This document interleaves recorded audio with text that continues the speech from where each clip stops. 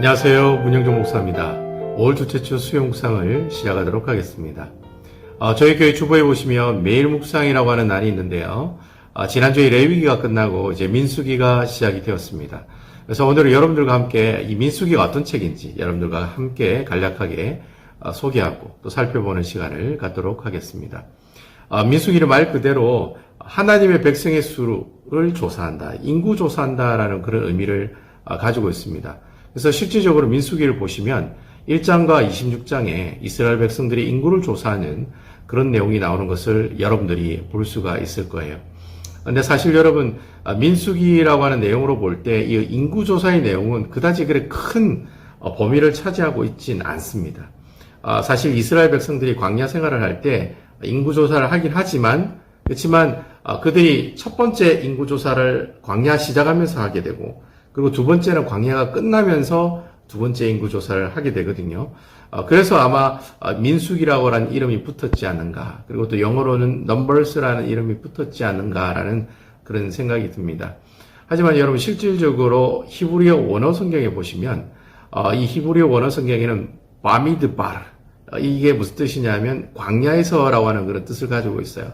그래서 오히려 민수기라고 하는 제목보다는 광야에서라고 하는 제목이 더 낫지 않는가라는 그런 생각을 하게 되네요. 여러분도 잘 알다시피 민수기의 저자는 모세입니다. 그리고 이 민수기를 읽는 독자는 바로 광야에 있는 이스라엘 백성들을 이야기하고 있죠. 민수기의 전체적인 내용은 그렇습니다. 처음과 나중에 이스라엘 백성의 인구를 조사하는 내용이 나오고요. 그리고 중간중간마다 하나님께서 가장 중요하게 생각하시는 율법들을 이스라엘 백성들에게 이야기하고 있는 장면들이 나옵니다. 뭐니 해도 민수기에 제일 많이 나오는 내용은 10장에서 거의 25장까지 나오는 내용인데, 바로 이스라엘 백성들이 하나님의 말씀에 불순종함으로 계속해서 실패하는 그런 흑역사들이 바로 이 민수기 말씀을 통해서 계속해서 우리가 볼 수가 있다라고 하는 것이죠. 그래서 아마 민수기를 처음 읽으신 분들은 별로 그렇게 재미가 없을 거예요. 특별히 또 좀 성경을 읽으신 분은 민수기에 있는 내용은 창세기, 출애굽기, 레위기에 나오는 내용을 왠지 이렇게 종합해서 정리한 것이 아닌가라고 하는 그런 생각을 하시는 분들도 많이 있더라고요. 실질적으로 민수기는 앞에 있는 그 내용들을 종합해서 정리하는 그런 책이라고 할 수가 있겠습니다. 그래서 다소 좀 처음 읽으시는 분은 좀 지루하게 느껴지시겠지만, 그렇지만 여러분, 이 민수기를 재미있게 읽는 방법은 민수기 뒤에 보면 신명기라고 하는 책이 나옵니다. 신명기에 있는 말씀을 같이 이렇게 연관해서 책을 읽으시면 아마 이해도 쉽고 또 본문의 말씀을 재미있게 읽을 수 있는 그런 기회가 될 것입니다. 민수기는 이제 가나안 땅에 들어가는 이스라엘 백성들에게 이제 1세대, 어머니와 아버지 세대가 가나안 땅에 들어가기 전에 광야에서 하나님께 불순종함으로 실패한 이야기들이 쭉 기록이 되어 있거든요. 그래서 그 실패한 이유가 뭔지, 그리고 그 실패하는 그 이야기들을 쭉 서술하고 열거하는 내용이 민수기에 계속 나오고 있다는 거죠. 이에 비해서 이 신명기의 말씀은, 이 신명기를 읽는 대상은 물론 가나안 땅에 들어가는 이스라엘 백성들이긴 하지만 광야에서 태어난 제2세대, 즉 아들 세대를 향해서 읽으라고 준 책입니다. 그래서 이 신명기에는 너희 아버지가 그렇게 실패했으니, 광야에서 그렇게 실패했으니 앞으로 그것을 잘 교훈 삼아서 새로운 땅 가나안 땅에 가서는 이렇게 살면 분명히 성공할 것이다 라고 기록한 책이 바로 신명기에 나오는 책이라는 것이죠.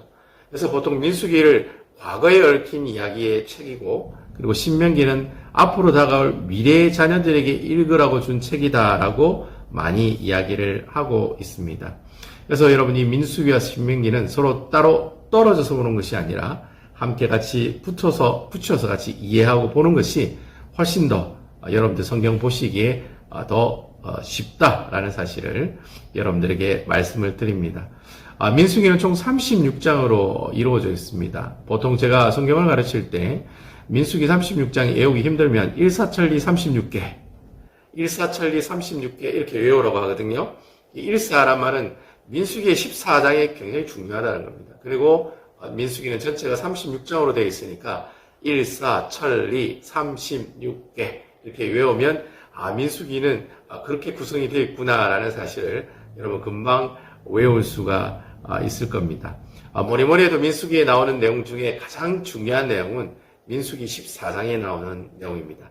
바로 이 민수기 14장은 이스라엘 백성들이 왜 광야에서 40년 동안 살 수밖에 없었는가, 그 이유가 되는 아주 중요한 사건이 하나 나오게 된다는 겁니다. 바로 그 사건이 가데스 바냐라고 하는 지역에서 일어났던 사건이었습니다. 가데스 바냐에서 하나님께서 모세에게 그런 명령을 내리시죠. 지파 중에 한 사람을 뽑아서 12명의 정탐꾼을 어디로 보내는 겁니까? 가나안 땅으로 정탐을 보내라고 명령을 하시죠. 그래서 결국 각 지파의 대표들이 뽑혀서 그 12명이 40일 동안 가나안 땅을 정탐하게 됩니다.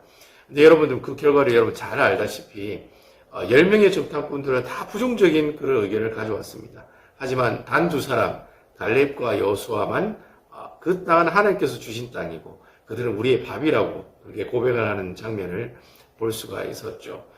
10명의 정탐꾼의 부정적인 보고는 모든 이스라엘 백성들로 하여금 하나님께서 가나안 땅에 들어가고자 하시는 그 원래의 출애굽의 목적을 완전히 반대로 나가는, 그러니까 하나님께 반역을 하는 그런 사건이 일어나게 되었고요. 이 사실에 대해 진노한 하나님께서 이스라엘 백성을 다 진멸하려고 하셨으나 모세의 기도로 다시 이 사람들이 40년 동안 광야에서 살아가는 그런 하나님의 심판을 받게 되는 것입니다. 이 민수기를 통해서 하나님께서 주시는 영적인 교훈이 바로 그겁니다. 실패는 성공의 어머니라고 하는 것이죠. 하나님이 굳이 이스라엘 백성들에게 그 흑역사를 이렇게 굳이 읽으라고 이렇게 민수기를 기록한 이유는 더 이상 그들이 어떻게 해요? 그렇게 살지 말라는 겁니다. 그게 바로 하나님의 큰 뜻이고 그런 뜻으로 이 민수기의 말씀을 이스라엘 백성들에게 주셨다라고 하는 것이죠. 지금까지 계속 실패하지만 그들이 이스라엘 백성들이 계속 실패하는 모습들이 있었지만 그 실패 가운데 그들이 배운 것이 무엇이겠습니까? 그 실패 가운데 더욱더 하나님을 의지하는 방법을 그들이 습득하고 배우게 되었다라고 하는 것이죠. 여러분, 우리 신앙생활들이 다 좋을 수는 없습니다. 항상 실패하고 항상 좌절하고 또 항상 실망하게 되어 있죠. 하지만 그 실패가 오히려 우리에게는 어떤 효과로 다가옵니까? 바로 앞으로 세상을 이길 수 있는 그런 영적인 근육을 오히려 더 탄탄하게 하는 그런 역할들을 우리에게 주고 있다라고 하는 것입니다. 어떻게 이러한 모습들이 가능할까요? 민수기는 말합니다. 하나님의 말씀에 순종하는 사람, 바로 그 사람에게는 바로 이러한 실패를 성공으로 바꿀 수 있는 큰 원동력이 될 것이라고 말씀하고 있는 것입니다. 저는 여러분들이 결국에는 이 이스라엘 백성들이 이 민수기와 신명기 말씀을 통해서 그들의 실패를 교훈 삼아서 실제로 그들이 가나안 땅에 들어가서는 백전백승의 그런 삶을 살아가게 되죠. 그 내용이 바로 여호수아에 잘 나오고 있다라고 하는 것입니다. 하나님의 말씀에 순종했더니 실패가 성공으로 바뀌는 놀라운 이 역사, 이스라엘 백성들만 경험하는 것이 아니라 오늘 하루를 살아가는 여러분들에게도 이러한 놀라운 일들을 경험하는 아름다운 우리 남부교회 성도 여러분들 다 되시기를 주님의 이름으로 축원드리겠습니다.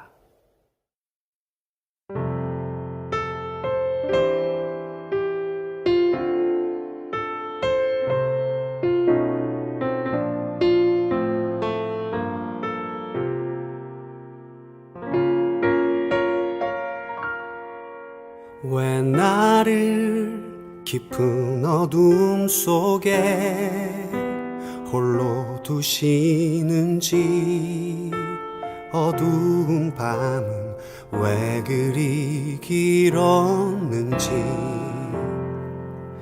나를 고독하게, 나를 낮아지게, 세상 어디도 기댈 곳이 없게 하셨네.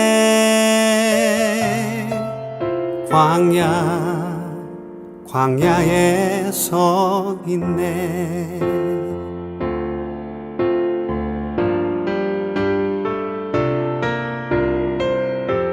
주님만 내 도움이 되시고 주님만 내 빛이 되시는 주님만 내 친구 되시는 광야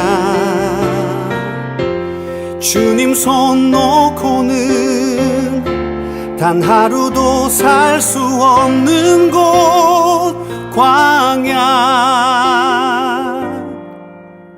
광야에 서 있네